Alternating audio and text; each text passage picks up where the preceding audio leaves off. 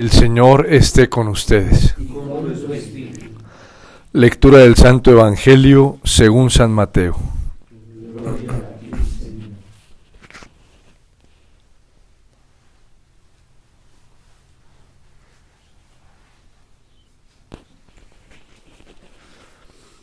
En aquel tiempo Jesús subió a una barca junto con sus discípulos.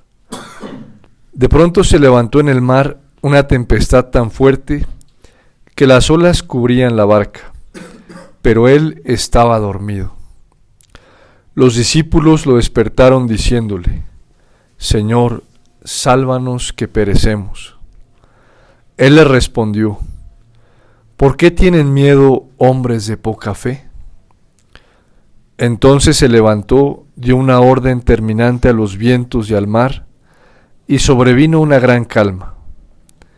Y aquellos hombres maravillados decían: ¿Quién es este a quien hasta los vientos y el mar obedecen? Palabra del Señor. Gloria a ti, Señor Jesús.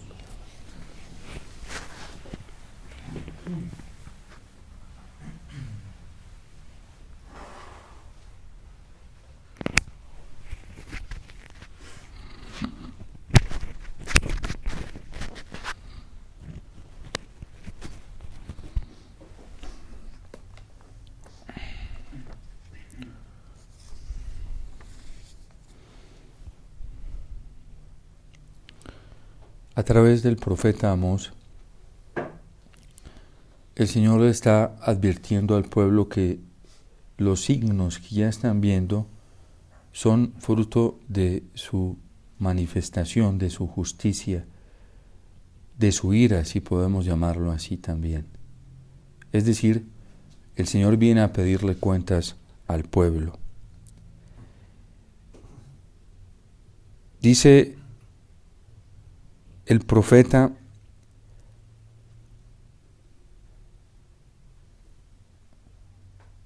pues bien, ya ha rugido el león. ¿Quién no tendrá miedo? El Señor Dios ha hablado. ¿Quién no profetizará?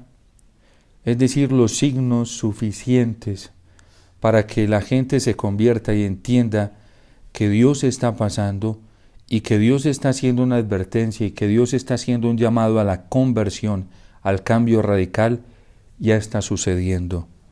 Y el Evangelio nos ayuda a comprender esto muchísimo más. Están los apóstoles en la barca con el Señor dormido y ellos ven la amenaza, una amenaza muy fuerte que los lleva a clamar, a suplicar, a rogar, a pedirle al Señor que despierte y que detenga esa tempestad. Y si nosotros vamos leyendo los signos de los tiempos, como nos lo ha pedido el Concilio Vaticano II, a lo largo de la historia y sobre todo en estos últimos años, lo que viene pasando, lo que viene sucediendo, pues nos estamos encontrando con catástrofes naturales nunca antes vistas. Nos estamos encontrando con catástrofes pandémicas, quizás a lo mejor como nunca antes se habían vivido. A lo mejor sí habían pandemias más horribles, pero no al grado de intimidación como lo hemos estado viviendo en estos tiempos. Y son una cantidad de signos que estamos viendo que el hombre no está siendo capaz de detener, ni de controlar, ni de dominar, pero la humanidad no está entendiendo que el león ya está rugiendo. Precisamente en el libro del Apocalipsis a Cristo se le llama el león de la tribu de Judá, de la descendencia de David. ¿Y qué estará diciendo el león con su rugido? ¿Y qué estará anunciando el león con su rugido? Que nos tenemos que convertir. La pandemia que ha azotado a la humanidad, pero más terrible que la misma enfermedad como tal, ha sido el miedo que se ha infundido y que tiene destrozados y aterrorizados a muchos seres humanos. Un miedo implacable que ha llevado a la gente a tomar decisiones desesperadas, decisiones vehementes, decisiones sin suficiente reflexión, decisiones que no se están tomando a la luz de la palabra del Señor, decisiones que no se están tomando en oración, decisiones que se están tomando sofocadamente y que los está llevando a cometer muchas arbitrariedades. Todo este miedo que se ha sembrado en el corazón humano tiene que decirnos algo, tiene que advertirnos algo, tiene que abrirnos la conciencia y el corazón para saber que necesitamos volver a Dios, que el único remedio es el Señor y que la única actitud que nosotros debemos tener es la misma que tuvieron los apóstoles en la barca, suplicar y rogar al Señor. Hoy muchos cristianos andan confundidos, llenos de miedo, ponen cada vez más su confianza en los hombres, ponen cada vez más su confianza y su esperanza en lo que algunos grupos sociales les puedan brindar. Colombia lo ha vivido y lo hemos vivido en torno a estas elecciones y valga decirlo, mucha gente se movió a las urnas de votación impulsada por el miedo. ¿Y de qué les sirvió tomar decisiones impulsados por el miedo? ¿Será que Dios no les respondió a muchos? Porque muchos católicos cristianos estaban esperando otra respuesta de Dios, otra respuesta del cielo. Al otro día de las elecciones comenzaron a escribirme personas y a contarme cómo algunos estaban perdiendo la fe porque habían sentido que Dios no les había respondido de acuerdo a lo que estaba pidiendo. ¿No será más bien que Dios se dio cuenta que había una petición obstinada que no coincidía con su voluntad y con su querer divino? ¿No será más bien que el hombre se ha equivocado impulsado por el miedo y no ha tomado las decisiones impulsado por la fuerza del Espíritu Santo y por la gracia de Dios? ¿No será más bien que algunos grupos, incluso cristianos, se han encargado también de ser impulsores de esta fuerza del miedo que tiene destruido el corazón del hombre y que está acabando con la humanidad? Y lo hacen en nombre de Dios y dicen que es Dios, y eso está destruyendo a las personas, está destruyendo a las familias, está destruyendo a la sociedad. ¿No será más bien que bajo ese impulso obstinado humano, basado en el poder humano, en las deducciones humanas, está yendo en contravía de los planes de Dios, del querer de Dios y de la voluntad de Dios? En realidad, ¿qué es lo que le está pidiendo Dios a la humanidad? ¿Qué le está pidiendo Dios a Colombia con esto que está viviendo? ¿Será que Dios le está pidiendo a los católicos que salgan cobardemente huyendo del país, como algunos lo están haciendo? ¿Será que ese es el querer de Dios y será la voluntad de Dios? ¿Será que el querer y la voluntad de Dios es que el hombre se concentre en sus propias fuerzas, en sus propias habilidades, en sus propias artimañas y aún en sus poderes políticos para solucionar la situación que vivimos hoy en nuestro país? ¿O la situación que vive el mundo hoy? ¿Será eso? ¿Será que Dios no está respondiendo? ¿O es que más bien el hombre está obstinado, ciego, equivocado y no está viendo lo que Dios está pidiendo, lo que Dios está manifestando, lo que Dios está diciendo a través de los profetas y sobre todo la iglesia que cumple esa misión profética? ¿No será más bien eso? Que el ser humano está obstinado y que incluso algunos que llevan la etiqueta de ser cristianos y católicos están obstinados haciendo su voluntad, su propio capricho, su propio querer y no la voluntad de Dios. Es que si los católicos no aprenden a leer lo que pasó en estas elecciones presidenciales y lo que está sucediendo ahorita y no se están dando cuenta que el Señor nos está haciendo un llamado muy fuerte a la conversión, pues estamos muy ciegos, pues estamos muy mal. Por lo menos los apóstoles lo comprendieron y lo entendieron, que la única salida que les quedaba en esos momentos era el Señor. Y por eso comienzan a suplicarle, a pedirle al Señor una petición mesiánica tan hermosa: Señor, sálvanos que perecemos. ¿Qué le ha faltado a Colombia?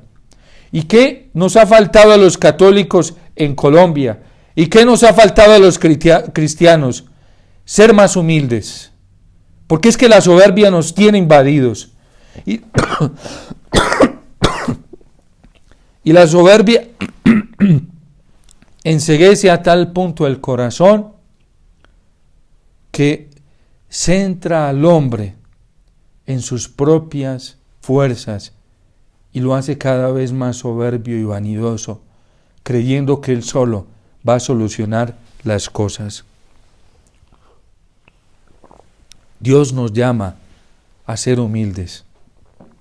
Hoy hay muchos católicos cristianos ciegos, ingenuos, engañados, han corrompido su conciencia y por eso no ven claro, no son testimonio cristiano. Y lo más doloroso es que se creen los engaños y las mentiras de este mundo.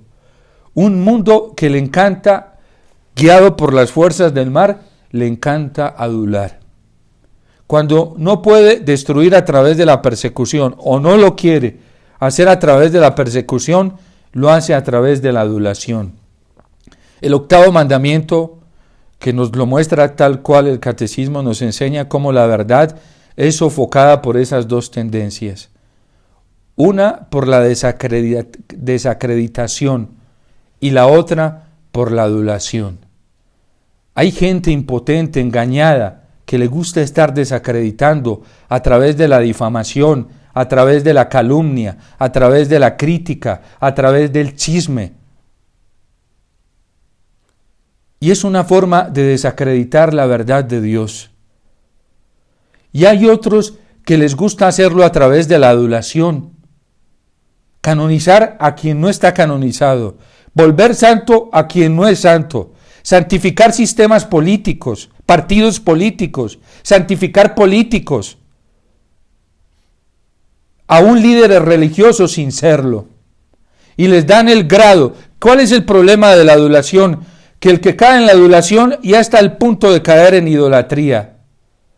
Es una idólatra, porque termina atribuyendo los honores, las alabanzas, los reconocimientos que solamente le pertenecen al Señor, termina atribuyéndoselo a los hombres. Y eso sí que es dañino, porque comienzan a absolutizar todo en esta tierra. Entonces el primer llamado que Dios nos hace a todos, no solamente a los colombianos, sino al mundo entero, con todo lo que viene pasando, con todas estas catástrofes que hoy se están viviendo a nivel natural, a nivel político, a nivel social, a nivel cultural, incluso a nivel religioso, Dios nos llama a la humildad. La conversión tiene que empezar por ahí. ¿Y en qué consiste el grado más alto de humildad? Nos lo enseña el catecismo: cuando somos adoradores. No hay un punto donde se manifieste de una forma más grande el gesto de humildad en la persona humana que cuando adora al Señor. Es decir, cuando se inclina delante de Dios y reconoce que Él es Dios y que el hombre solo es una criatura creada por Dios que depende y necesita en todo momento del Señor, que sin Él no es nada. Entonces ahí el hombre es adorador. Entonces ahí se vence la soberbia. Entonces ahí se vence la presunción. Entonces ahí se vence todo vestigio de vanidad y de orgullo. Porque ¿qué nos está pasando en la humanidad hoy? Y a muchos católicos y cristianos que tenemos el corazón hinchado de soberbia. Hoy hay católicos y cristianos que están subiendo como palmas.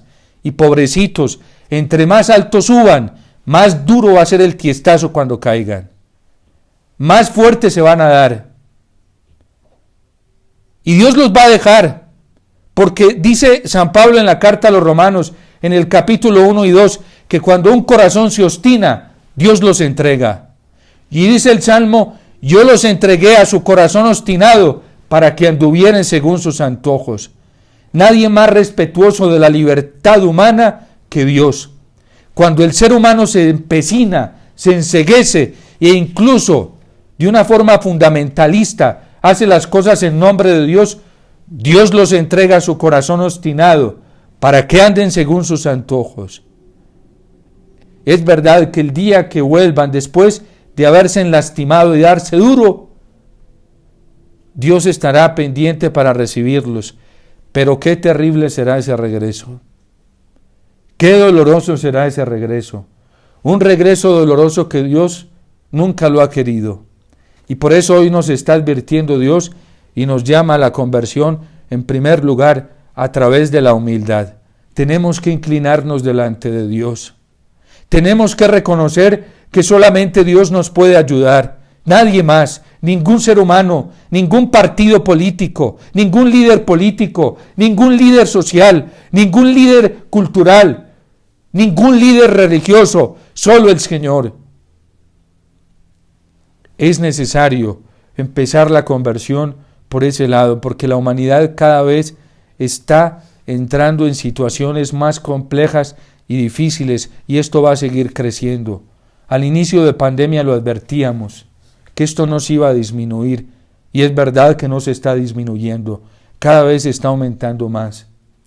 Y cada vez son más los cristianos que se están pasando al bando del relativismo, de lo fácil, de lo cómodo, y están dejando a Dios. Están apostatando de Dios. Esto es una sociedad apóstata. A San Irineo le tocó enfrentarse también a eso en su momento. En segundo lugar, esta conversión se manifiesta y nos lo expresa el Evangelio a través de una súplica constante al Señor. No a los hombres, no a los hombres, no inclinándonos delante de los hombres, no arrodillándonos delante de los hombres, postrándonos delante del Señor y diciéndole así como le están diciendo en el Evangelio: Señor, sálvanos que perecemos, pero tú, Señor, sálvanos tú.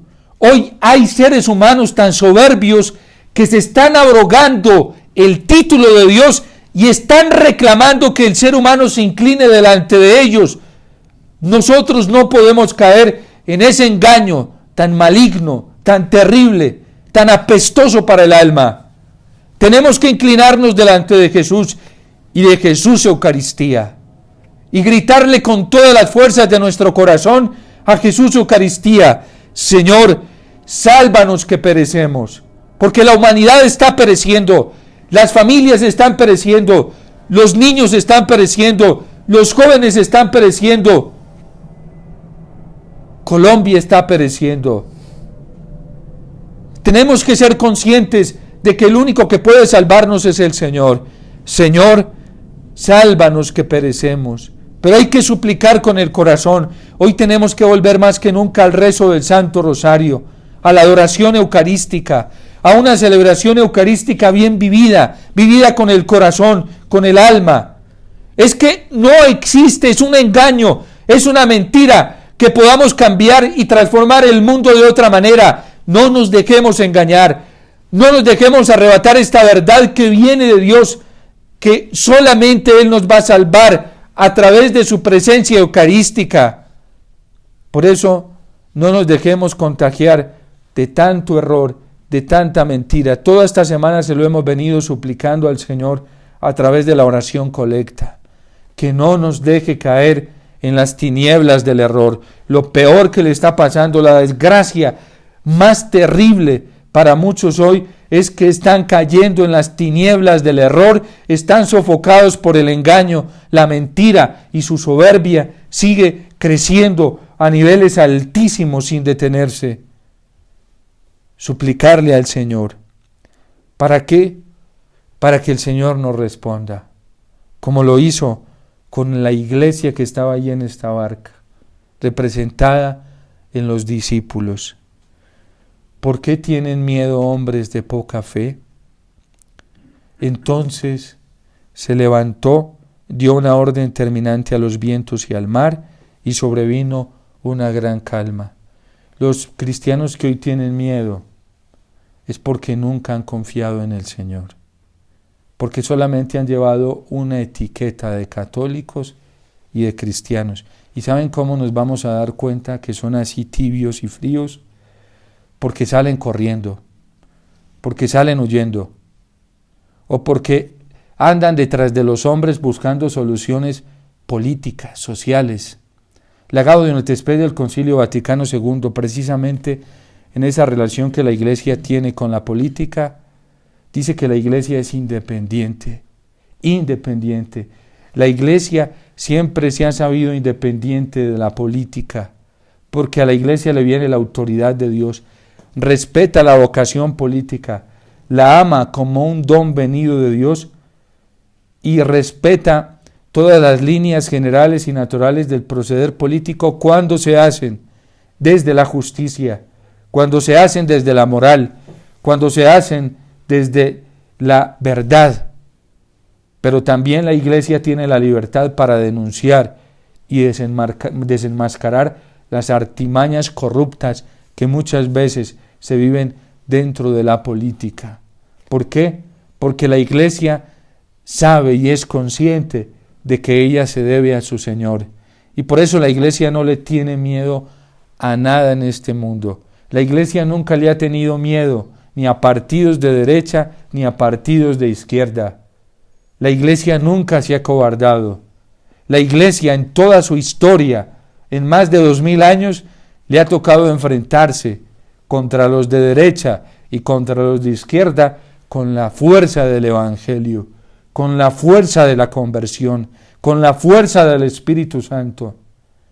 Y todos estos partidos, todas estas líneas izquierdistas, comunistas, siempre han caído y la Iglesia ha permanecido en pie y va a permanecer en pie, así sean unos pocos, pero la Iglesia permanecerá en pie porque la Iglesia no tiene miedo. ¿Quiénes son los que tienen miedo hoy? Hombres y mujeres de poca fe. Muchos que ya no tienen fe, tienen una fe solamente funcional, tienen una fe institucional, pero no real. Y nos damos cuenta muy fácilmente por qué. Porque andan atemorizados.